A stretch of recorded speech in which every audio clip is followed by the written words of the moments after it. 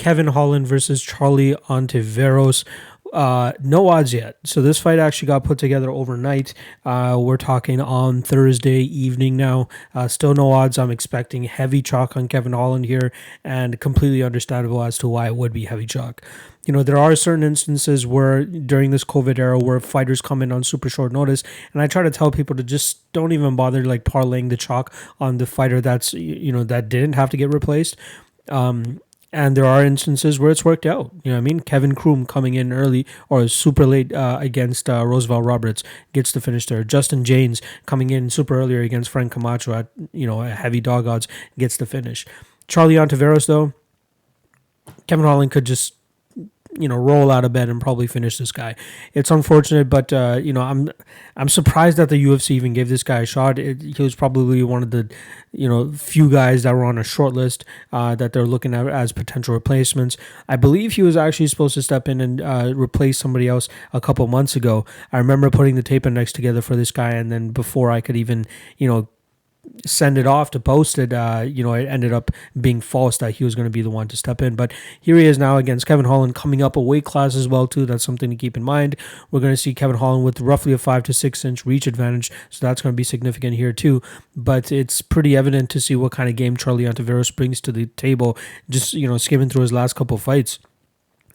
Seems to have an offensive guard, which is decent. It seemed like he was close to pulling off an armbar against Fabio Trindade before Trindade just decided to say fuck the rules and just stomp on fucking Charlie Ontiveros' head. So that was pretty cringe to watch for Charlie. So obviously Charlie gets a DQ win there. The Nikolai Verotenikov fight, man, he got hurt. He got hurt to the body, tried waving it off himself. The referee didn't give a shit, and then we saw him take even more damage there. But just seeing small things like that, normally when you see fighters get hurt to the body, they just crumple up. They don't stay on their feet and just tell the ref to stop the fight. They crumple up. They try to get through the pain, and if they're able to get through the pain after getting bombed on from the turtle position, they try to come back and continue fighting. Not with Charlie. Charlie's just like, fuck this, check please, I'm out. It shows me kind of fighter the guy is. His defensive striking doesn't seem to be the greatest either too. Will Morris was able to go out there and just a 1-0 fighter, believe you me. Like, we're talking about the 15th fight in Charlie's career. He's going up against a guy that's 1-0 and gets clipped right off the bat and then gets finished roughly a minute later. Horrible striking defense.